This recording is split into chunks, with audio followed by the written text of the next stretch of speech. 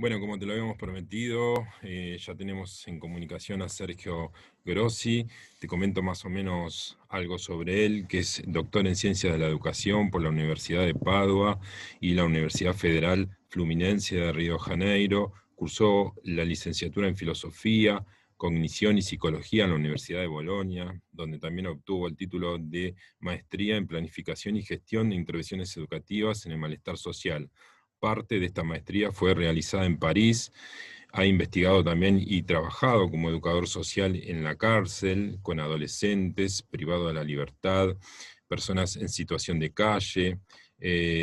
También su investigación actual se desarrolla en un diálogo entre la educación de adultos, la sociología penitenciaria y criminología crítica, analizando concepciones y prácticas educativas en proyectos de reinserción social que se define como alternativos. Bueno, hecha la presentación, antes que nada, buenas tardes, Sergio. Buenas tardes a todos. Muchas gracias por haber acudido a nuestra invitación. Creo que fue a través de Facebook que nos conectamos. Gracias a Dios hoy las redes nos permiten esto, ¿no? Estar tan lejos y tan cerca a la vez, ¿no? Gracias a ustedes por me convidar. Yo soy un tano salteño, ¿no? Y tengo extremo cariño de Argentina que me recibió por un año y trabajé también con los adolescentes y personas en situación de calle en Salta. Justamente nos estaba contando Sergio que había vivido en Salta, así que bueno, podemos decir también que compatriota de alguna manera. Y bueno, está en esto de la educación en contexto de encierro, es un especialista en el tema. Podemos avisar también que nos vayan mandando preguntas si quieren para Sergio. Sergio, ¿por qué hay que estudiar en la cárcel? Bom, estudar é porque é um direito, né? Prioritariamente porque é um direito e porque também é um prazer, né? Também é um prazer aumentar o conhecimento e infelizmente sabemos que todas as pessoas, que não todas as pessoas têm o tempo para estudar, que nessa sociedade o que teria que ser direito e vamos encontrar como privilégio de uma parte muito pequena, porque a maioria das pessoas são dentro dessa dinâmica que têm que começar a trabalhar muito cedo, e no mesmo tempo porque a escola pública, infelizmente, não é exatamente pública, tem uma questão de expulsão, de tendência de expulsar as classes populares que não têm um disciplinamento conforme ao que a instituição requer. Vemos que en diferentes contextos tiene un abandono escolar mucho marcado, en particular en contextos de marginalidad. Y vemos que en eso vamos a encontrar eso también en las prisiones, ¿no? Y vemos que el tacho de escolarización son normalmente mucho bajo y en la óptica de reparar o que la sociedad no hizo antes, garantir una educación y escolarización por todos, ¿no? Como medida de reparación de ese daño, ahí entra a educación escolástica adentro del presidio. Vemos que educación no es escolástica, pero... Claro.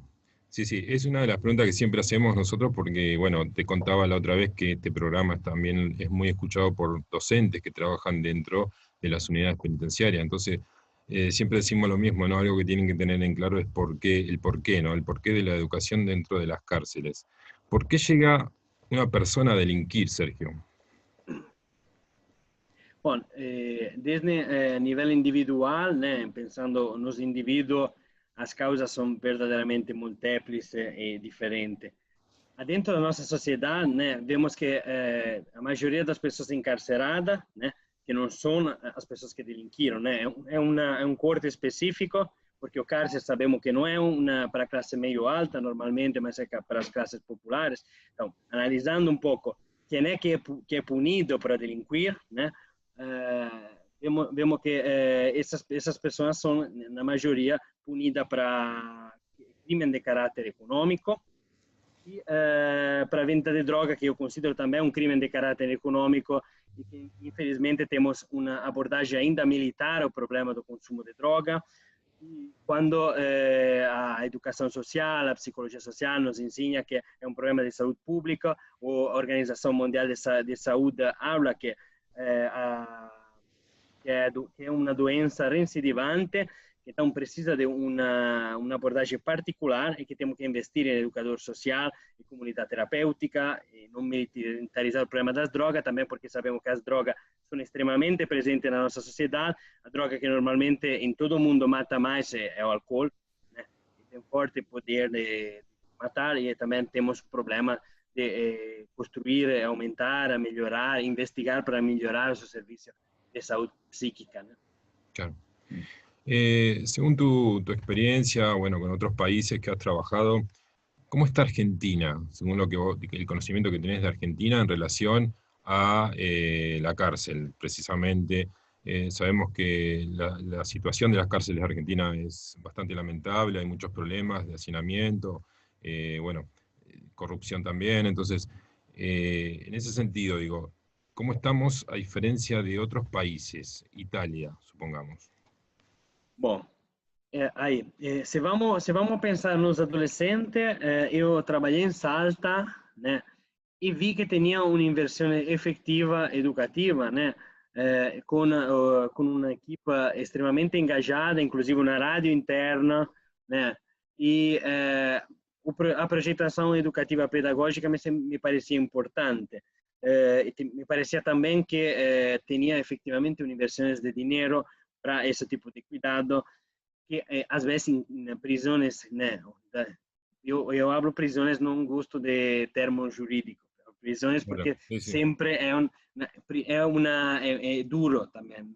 Estamos muito distantes de conseguir tornar a prisão uma simples privação de liberdade, porque a verdade é que tem, además da escola, tem problemas estruturais e conflitualidade que se generam nos espaços mais duro de privação de liberdade, onde os agentes, sem uma formação específica, têm que lidar, né, com problemática que não sabem como lidar, né, e os adolescentes também, né, e aí gera um conflito que se pode tornar violento, perigoso. Então, como projetação educativa, vejo que a Argentina tem algumas coisas, como investimento educativo em investigações, que é à frente também no mundo, por exemplo, as universidades nas prisões, né? Que na Itália estamos tentando imitar. Tem um investigador, tem o Luca De Cembroto, da Universidade de Bologna, que foi estudar o devoto, né, o ano passado, e assim vai. Mas na Itália é importante, em particular sobre os adolescentes, destacar que na Itália fomos na frente, isso sim é muito bom, do processo de desencarceramento dos adolescentes. Na Itália temos cerca de 400 adolescentes privados de liberdade em uma cárcere, né? E depois temos comunidade educativa e outros serviços, mas são só 400 e algo as pessoas privadas de liberdade dentro de um estado de 60 milhões de pessoas. Na Argentina, no Brasil, son muchas más personas. Claro, sí. Sí, bueno, por eso queríamos hacer esta pregunta, más que nada para dar pie a la otra pregunta que tiene que ver con el APAC. Que nos puedas explicar brevemente en qué consiste este método, podemos llamarlo así, o modelo que se llama APAC, que, bueno, vos lo vas a explicar. Bom, eu, trabalhando num contexto, eu comecei a ver as violências do contexto e todo o antipedagógico que se dava entre os adolescentes, né? E entre os conflitos entre os agentes não formados e aí também pensei, né? Também os estudos mostram que também na prisão com os adultos tem essas dinâmicas, né? Aí eu pensei um pouco comecei a investigar para como se pode pensar em outra forma, né, de lidar e construir um contexto diferente, né? Porque isso já tinha mostrado a experiência concreta de Basaglia, né, que foi um dos exemplos de um abolicionismo de uma instituição total que conseguiu ganhar o consenso da opinião pública, educar a sociedade italiana e depois mundial, né? Que uma outra forma, né, de cuidar das pessoas que é considerada peligrosa, como os loucos, né, era possível. Desde essa coisa, Freire falava que temos que investigar, né, um inédito viável, né, algo que ainda não pensamos, mas que pode funcionar desde já. E aí encontrei, na Itália chegou uma pessoa que tinha escapado da 1, 2, 3, 4 presídios de máxima segurança no Brasil, e contou sua história. Aí ele me convenceu de começar essa investigação, né? Ele falou que foi nessas unidades porque apareciam sem segurança nenhuma, é verdade que não tem segurança armada, não tem armas, né? Só que foi tratado de forma diferente, nunca era tratado com respeito antes, e aí ele falou, bom, vou estar uma semana mais, e aí não saiu, né? Estuve dentro, ele que tinha saído de diferentes presídios com violência de máxima segurança, não saiu desse porque o trato era diferente. Isso me lembrou muito claramente as experiências de Basaglia, né? Porque as instituições totais têm uma tendência a cronicizar a violência, né? E fazer o contrário da educação.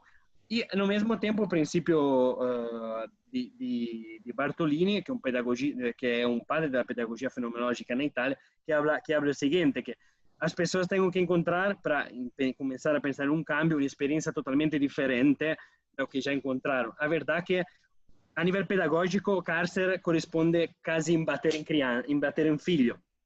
No sentido que um filho erra e aí a sociedade decide de bater, né? E aí, essas unidades que tentam construir uma comunidade educativa, chamando de educador social também as funções de segurança, que se encontram comendo junto e formando uma microcomunidade no máximo 200 pessoas, com todas outras visões que consigam diminuir os conflitos.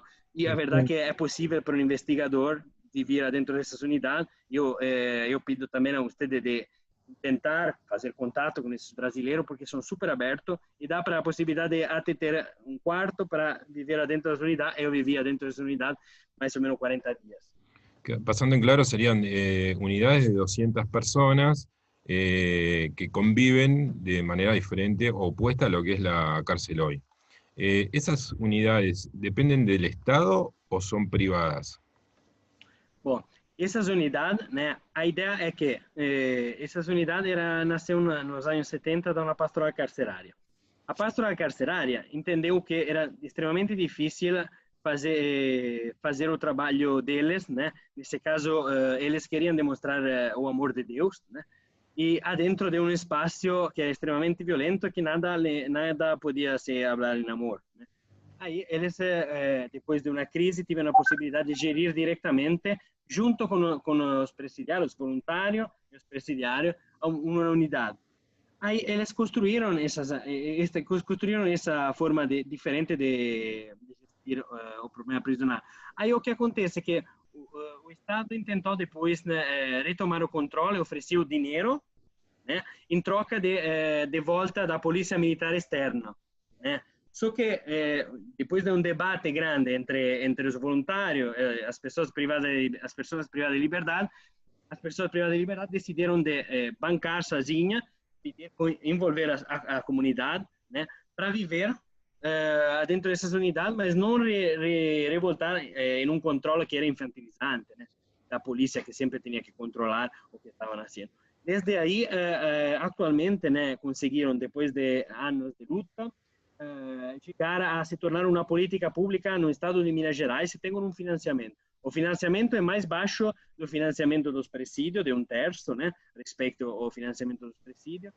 E é importante que temos que romper um pouco para pensar as APAC essa divisão rígida entre público e privado, porque é um privado social, então oferece um serviço público, né, não podem fazer profito.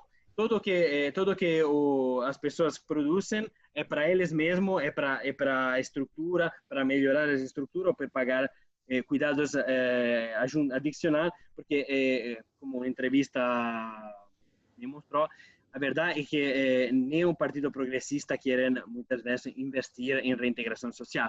Aí eles falaram, se não vamos fazer, não tem como fazer, e vamos só a discutir teoricamente. Vamos começar e depois todo outro vai, que me lembrou muito a reforma psiquiátrica também na Itália de Basaglia, a grande luta de Basaglia. Bien, que va quedando más claro. Esta es una pregunta por ahí también personal. ¿Qué lugar ocupa Dios o la religión en todo este tema? En la PAC, en la reinserción, en la educación, en cárcel. Bom, a APAC se considera um processo inacabado, né? Um processo aberto em construção.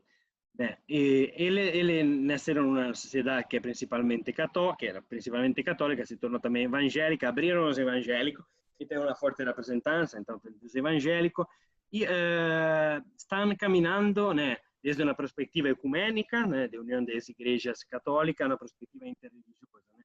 E aí vemos que tem experimentações, por exemplo, de introdução de culto de pessoas afrodescendentes do candomblé, nesse caso, na unidade que eu investiguei, tinha também pessoas dessas de religião e tinha kardecista e inclusive me falaram pouco tempo atrás que fizeram contato do Nepal, um grupo de budistas que quer implementar essa PAC. O que eu penso estudando um pouco o que é ser laico, um projeto leigo, né, tem que garantir a todos, né, possibilidade de se educar, de construir uma projetualidade educativa particular.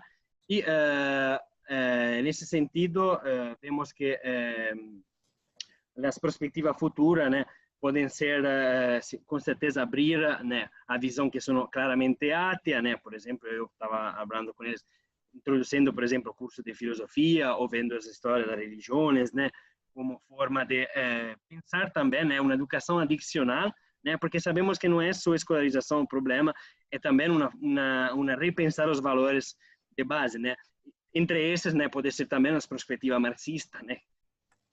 Bien, o sea que es laico, no hace falta, o sea, no es un eje la religión, es una actividad más. Eles falam que a espiritualidade é obrigatória, né? Mas a espiritualidade, eles estão em um caminho de pensar de forma interreligiosa, né? São um caminho, mas é claro que a sociedade brasileira é profundamente conservadora, Sí. né? E tem uma visão católica e evangélica, né? Isso não que católico e evangélico sejam conservador, né? Porque vemos que, por exemplo, o vice-presidente é militante do PT, o vice-presidente tem um histórico também de ser preso durante a ditadura para militância política. Então, não quero... E uma coisa interessante que me interessou muito por no debate é que uma das pessoas que foi liberado está trabalhando ali, está escrevendo atualmente uma tese de mestria em Gramsci. Ele então é uma pessoa que saiu desse percurso, está refletindo de forma materialista sobre a sociedade. Então, é interessante, porque sim, também vi que tinham cursos diferentes nas escolas, né? Qué bien. Acá nos están llegando algunas preguntas. Pablo nos pregunta sobre qué sucede en estas unidades sobre los códigos que existen en las cárceles. Bom, En el caso de, bueno, todos más o menos tenemos noción, pero la gente para los violadores, los pedófilos, si pueden encajar en estas unidades de tratamiento. perfeito. Então, a ZAPAC, né, querem oferecer um projeto, né, educativo para a reintegração social. A ZAPAC não está interessada a construir uma educação compulsiva, obrigatória, para quem não quer. Ele não é a tarefa dele, não quer. Então, para fazer isso, eles, né, incluem pedófilos, incluem estupradores dentro do espaço comum, porque a ideia é que uma pessoa tem que desistir de cometer crime desde já, não quando depois vai ser sozinho na sociedade em geral. Então, eles incluem entre espaço, a ideia é que todo mundo tem que cuidar dessas pessoas. A segurança é uma segurança dinâmica que se baseia em todo mundo é responsável. Isso qual é o problema? Isso que rompe com a regra do mundo do crime, né? Porque, por exemplo, os presos, né, estão efetivamente com a chave na mão para abrir as portas. Eles gerem também, tem um conselho chamado de sinceridade e solidariedade, que gera disciplina interna, né? E esses tipos de funções, né, são uma ruptura com os códigos prisional clássicos, né? Colaborar com as instituições. Aí, isso comporta também um perigo, porque a investigação mostra que se a pessoa entra na ZAPAC e não consegue, porque rompe a disciplina da ZAPAC, e aí tem que voltar nos presídios, né? Pode ser atacada no presídio enquanto como são atacados os agentes penitenciários, né? Mas isso normalmente atinge só as pessoas que geriram diretamente rol de disciplinar os outros, né? Rol mesmo de combinar punições, né? É interessante porque as punições são bem graduais, né? Aí permitem um percurso educativo de errar, né? Porque sabemos que, desde a experiência da comunidade terapêutica, sabemos que errar é humano e vamos errar muitas vezes antes de conseguir um cambio, né? Nesse sentido, as APAC construíram um percurso gradual onde tem diferentes graus de liberdade, pode voltar atrás. Não é sempre só cadeia, qualquer coisa, né? ¿Qué significa así la PAC? Eso por un lado, ¿no? Y es un modelo, un método, ¿cómo lo definirías? Bom, eu estudei enquanto modelo, né, atual, né, eu quis fazer um pouco uma fotografia do que é de duas unidades modelo, né, mas a verdade que é um método, né, uma metodologia de libertação gradual, né, de dar confiança, mas sempre estando atento também à segurança da sociedade em geral e à segurança das mesmas pessoas, porque se as mesmas pessoas saem e não têm um projeto de reintegração, não se reintegram, provavelmente vão outra vez nos presídios, que notoriamente no Brasil tem presídios que vulneram a dignidade e os direitos das pessoas. Então, eles tentam construir uma projetualidade gradual com os regimes permitidos dentro da lei de execução penal no Brasil, né, que tem o regime cerrado, depois o regime semiaberto, aberto.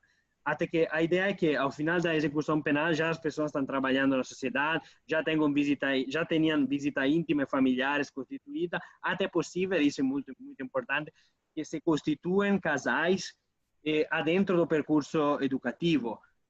Tem pessoas que se encontraram em uma coral, em uma atividade de grupo entre homem e mulher, e aí se apaixonaram, né? Trocaram carta e depois de um tempo puderam também pedir a visita íntima.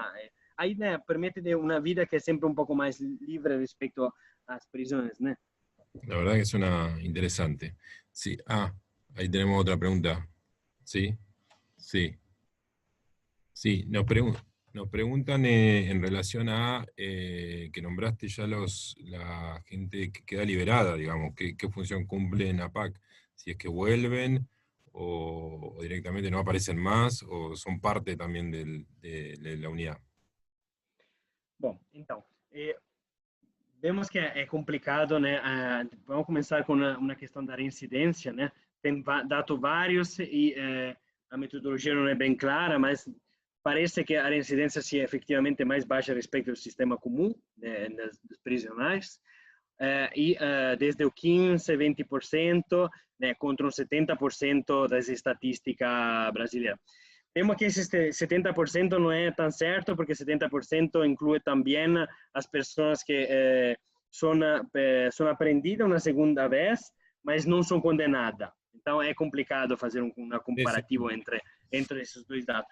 E aí, diretamente sobre a questão, vemos que é importante porque na hierarquia, em quem gera a segurança interna das APAC, encontramos ex-presos. Né? E a ideia do fundador de Ottoboni era que todos os funcionários um dia vão nascer só de pessoas que se recuperaram dentro desses percursos. Né? A ideia qual é? A ideia é que eles testemunham que uma reintegração, através da pedagogia da presença, que uma reintegração social é possível e tem um impacto pedagógico mais forte sobre a comunidade carcerária, que uma pessoa que nunca pertenceu às camadas populares e também ao mundo do crime. Y dan charlas, conferencias, hablan con los internos. Com certeza, dan charla e não só. E por exemplo, uma da liderança foi assaltante de banco. O assaltante de banco, eu vi em Uruguai, né, quando vi uma extensão em Uruguai, ele falar com pessoas que cometeram homicídio de 17 anos, e ele se tornou um pastor evangélico. E foi interessante porque ele me contou que foi dentro do presídio e a comunidade olhava ele para você é cristão, é cristão. Aí, como é que Jesus fala que você tem que ser não violento? Aí vai te dar uma, como é que é? Vai te bater, vai te aí você tem que estar em silêncio. Ele falou, não, eu vou te dar de volta e depois pido perdão porque eu sou cristão. Então, né, ele sabe manejar de Sí. forma utilizando os códigos prisionais e aí pero tornando de forma mais educativa, né, e caminhando para outro frente. La verdad que suena interesante, es un ideal, es, qué sé yo, acá lo vemos como utópico, este funcionamiento que tiene la PAC en varios países. ¿Tuviste algún contacto con Argentina? ¿Alguien se ha interesado? Sim, sim, sim, sim. Eu fui durante um período com Ángeles de Trapamuros, ali em Buenos Aires. Sí, Ele tem uma perspectiva, Trapamuros tem uma perspectiva bem militante, né? E ele se interessou, e também fiz contato com outra pessoa de Santa Fé que está tentando, desde uma perspectiva mais da religião, né? Implementar. A verdade, bom, a FEBAC são super disponíveis eles para fazer qualquer tipo de atividade para explicar como eles fizeram, né? Porque uma das coisas que me falou, né, em uma entrevista aos funcionários era que efetivamente a coisa mais difícil é educar o sistema jurídico, né? Que esse tipo de projeto seja possível. E é verdade que os juízes não acreditavam possível. Ele, um dos juízes que permitiu esse modelo, e agora é um dos defensores, aparecia todo dia do mês para ver se efetivamente estava funcionando dessa forma. claro, Pensava que era tipo um teatro quando claro. eu que vivi 40 dias sei que funciona, que efetivamente é assim. ¿Cómo fue esa experiencia de vivir con ellos? Bom, né, humanamente, o primeiro dia que eu cheguei, não falava nada de português. Eu, né, diretamente do aeroporto de Belo Horizonte, cheguei na unidade de Itaúna.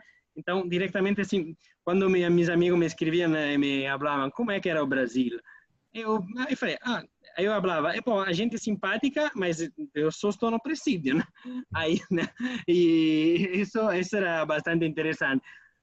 No primeiro dia cheguei de noite, né, noite funda, tinha essas pessoas aí, eu não sabia falar com eles, então foi um pouco complicado, né?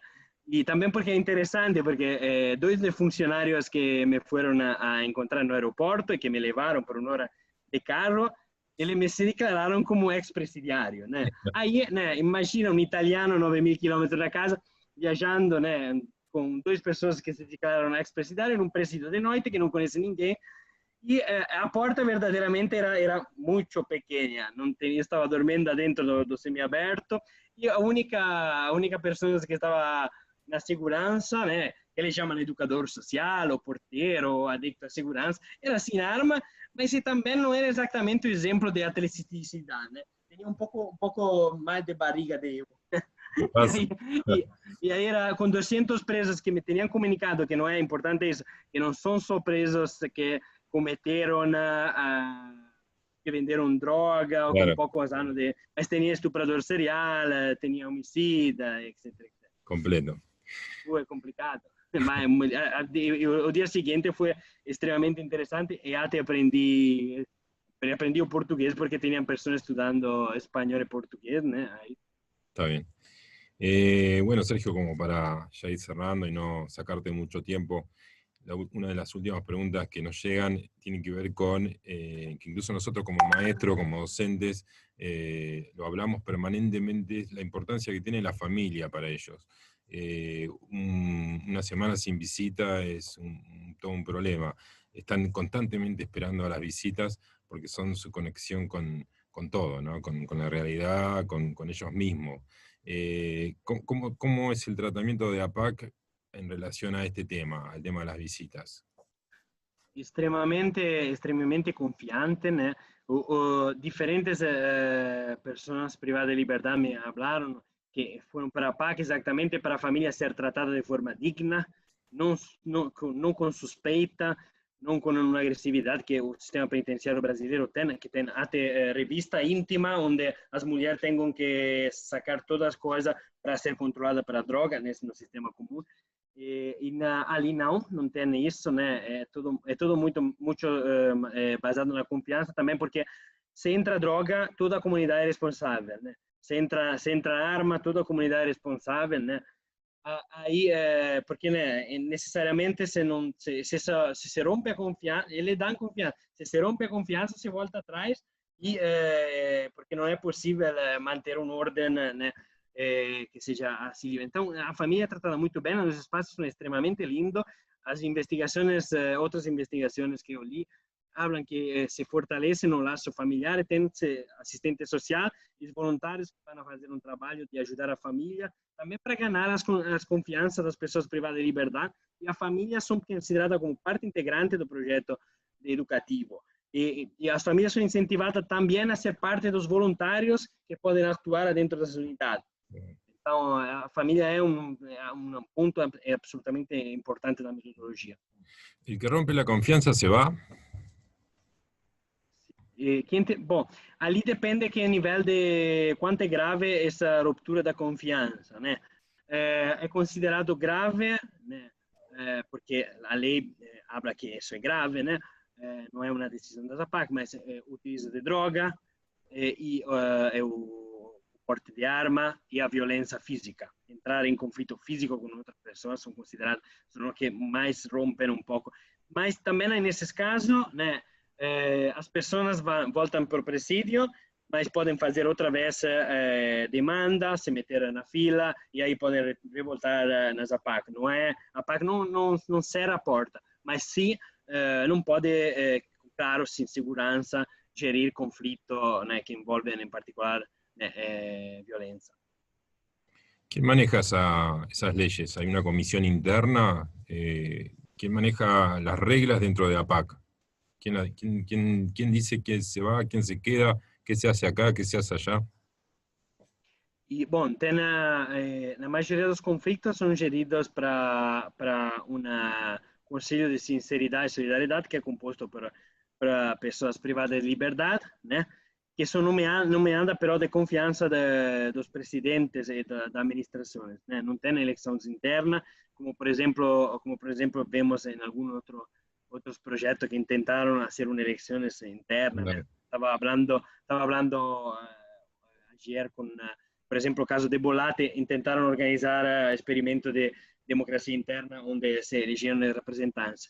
Mas também é claro que é importante se essas pessoas do Conselho de Sinceridade e Solidariedade não são queridas da comunidade carcerária, também se vão, né? Porque eles têm reuniões periódicas onde estão só as pessoas privadas de liberdade, discutindo os problemas da prisão. Se eu fui admitido de forma excepcional, né? E aí eu pude ver, né, que, claro, uma das coisas que inquietava mais e que gerava mais conflito eram as visitas íntimas, né? Quando as visitas íntimas não estavam, geravam bastante complicações, né? Sí. E aí, né, eu vi vários debates sobre isso. Bien, bien. Bueno, Sergio, no queremos... ¿Cómo hace alguien que quiera trabajar con APAC en Argentina? ¿Con quién se tienen que comunicar? Bom, então, contacto? podem com certeza, né, ter uma tese disponível que eu fiz uma tradução automática por agora, mas pretendo tornar em livro, né? Esse livro que é um estudo bem aprofundido da APAC. É só escrever ResearchGate, né? Sergio Grossi, Universidade de Padova, e aí podem encontrar com certeza material, né? Que abre um pouco de forma detalhada dessa experiência. E uma outra coisa direta que se pode ser, né? Ou nesse caso se unir com a PAC de Santa Fé, que está tentando fazer esse projeto, né?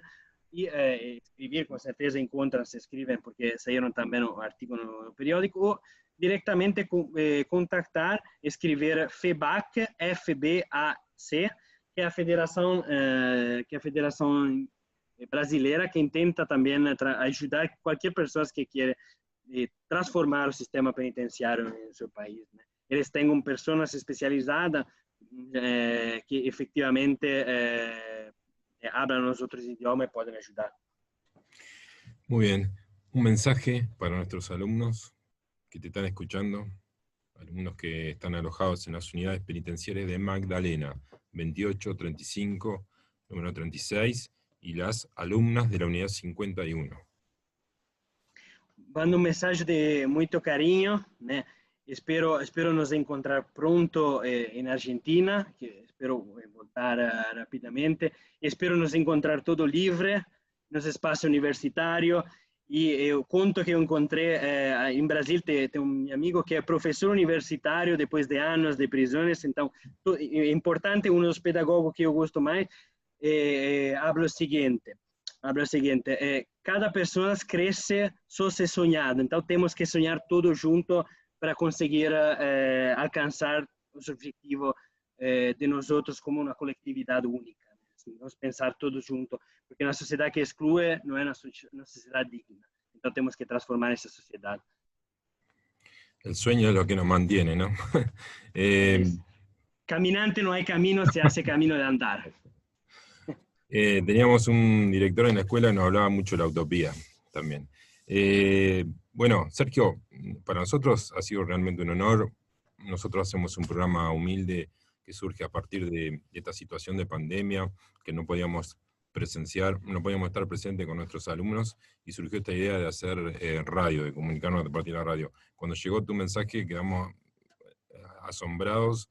Por eso queremos agradecerte la disposición, la facilidad con la que explicas las cosas, cómo pudiste bajarte hasta acá, hasta el territorio, digamos, y hablar con nosotros directamente sin ningún filtro previo. Eso es muy valioso, muy valoroso. Nosotros lo tenemos mucho en cuenta y bueno, y esperamos que tengas todos los éxitos y queremos seguir en contacto con vos también para próximas charlas y poder encontrarnos ahora en el conversatorio que va a tener con el CDC. Com certeza, estamos todos juntos, né? Não tem alto e baixo. A verdade é que eu aprendi extremamente dos chicos de Salta, aprendi a cubia vigeira, eu estou no pastita, então tenho que devolver absolutamente. Eu sou uma pessoa que, enquanto tive a possibilidade, que nessa sociedade é privilégio de estudar, tenho absolutamente o dever de devolver como temos todos, né? Bueno, muchísimas gracias, Sergio.